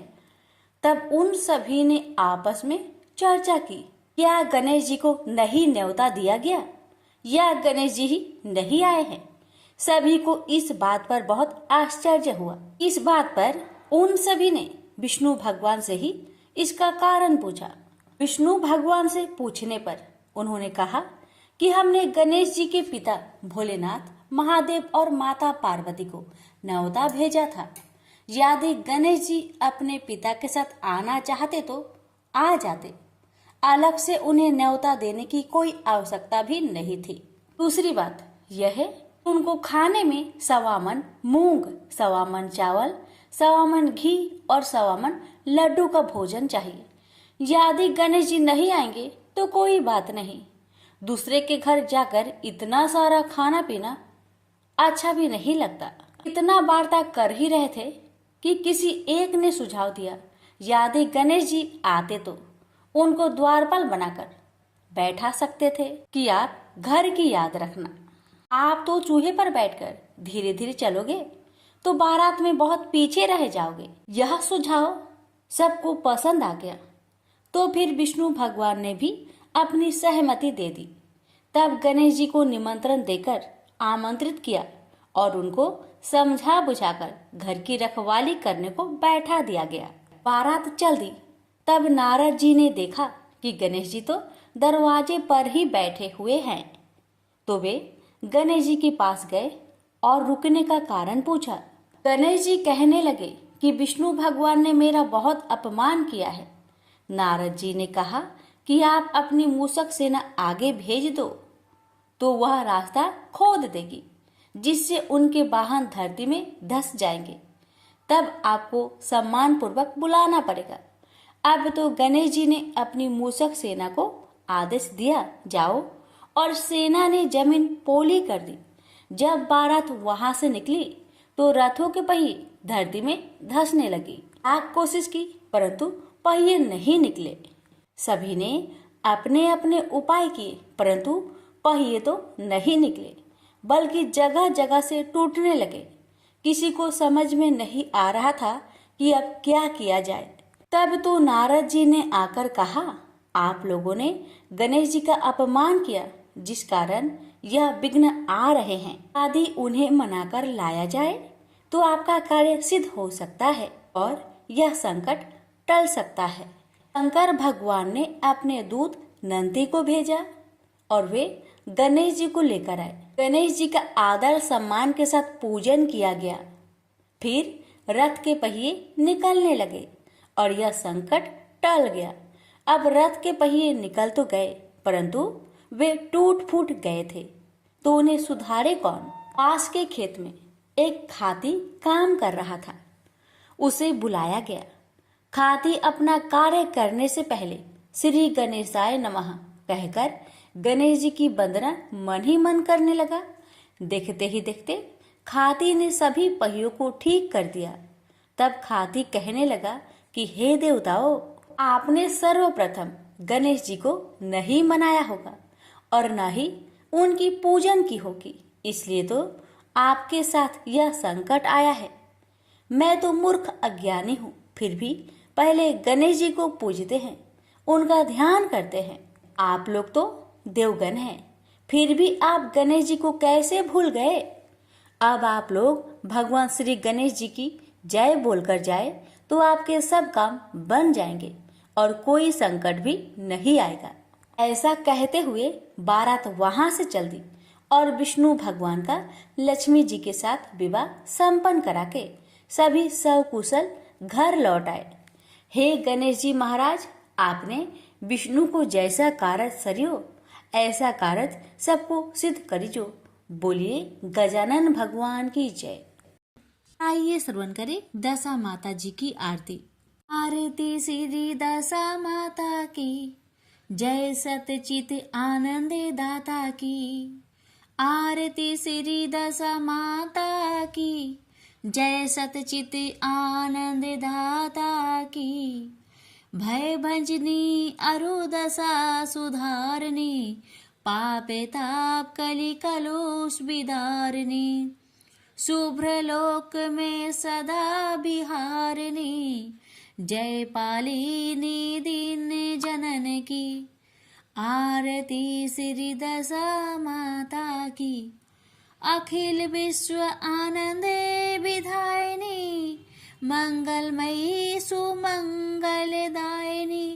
जय पावन प्रेम प्रदायिनी। अमीय राग रस रंग रली की। आरती श्री दशा माता की, नित्यानंद भयो आहादिनी। आनंद घन आनंद प्रसादिनी, रसमयी रसमयी मन उन्मादिनी। सरस कमलिनी विष्णु वाली की। आरती श्री दशा माता की। प्रेम से बोलिए दशा माता की जय। अब सुनिए श्री दुर्गा जी की आरती। जय अम्बे गौरी मैया, जय श्यामा गौरी मैया, जय मंगल करनी मैया, जय आनंद करनी। तुमको निश दिन ध्यावत हरि ब्रह्मा शिवेरी। तुमको निश दिन ध्यावत हरि ब्रह्मा शिवेरी। जय अम्बे गौरी मैया, जय श्यामा गौरी। मांग सिंदूर विराजती को मृद मद को, उज्ज्वल से दो नैना चंद्र वदननी को। जय अम्बे गौरी मैया, जय श्यामा गौरी। कनक समान कलेवर रक्तांबर राजे, रक्त पुष्प गलमाला कंठन पर साजे। जय अम्बे गौरी मैया, जय श्यामा गौरी। केहरी वाहन राजत खडक खप्पर धारी, सुर नर मुनि जन सेवत तिनके दुख हारी। जय अम्बे गौरी मैया, जय श्यामा गौरी। कानन कुंडल शोभित नगरा से मोती, कोटित चंद दिवाकर समय राजते ज्योति। जय अम्बे गौरी मैया, जय श्यामा गौरी। शुभ निशुम विदारे ऐसा सुरघाती, धूम्र विलोचन नयना निश दिन मधमाती। जय अम्बे गौरी मैया, जय श्यामा गौरी।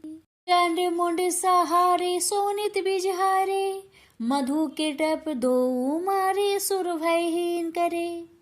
जय अम्बे गौरी मैया, जय श्यामा गौरी। ब्रह्मानी रुद्रानी तुम कमला रानी, आगम निगम बखानी तुम शिव पट रानी। जय अम्बे गौरी मैया जय श्यामा गौरी। 64 योगिनी गावत नित्य करत भैरू, बाजत ताल मृदंग और बाजे डमरू। जय अम्बे गौरी मैया जय श्यामा गौरी, तुम ही जग की माता, तुम ही हो भरता, भक्तन की दुख हरता, सुख संपत्ति करता। जय अम्बे गौरी मैया जय श्यामा गौरी, भुजाचार अति शोभत बर मुद्राधारी, मनवांछित फल पावत सेवत नर नारी। जय अम्बे गौरी मैया जय श्यामा गौरी, श्री माल के तू में राजत कोटि रत्न ज्योति। जय अम्बे गौरी मैया जय श्यामा गौरी, ये अम्बे जी की आरती जो कोई नर गावे, कहत शिवानंद स्वामी सुख संपत्ति पावे। जय अम्बे गौरी मैया जय श्यामा गौरी, प्रेम से बोलिए अम्बे माता की जय।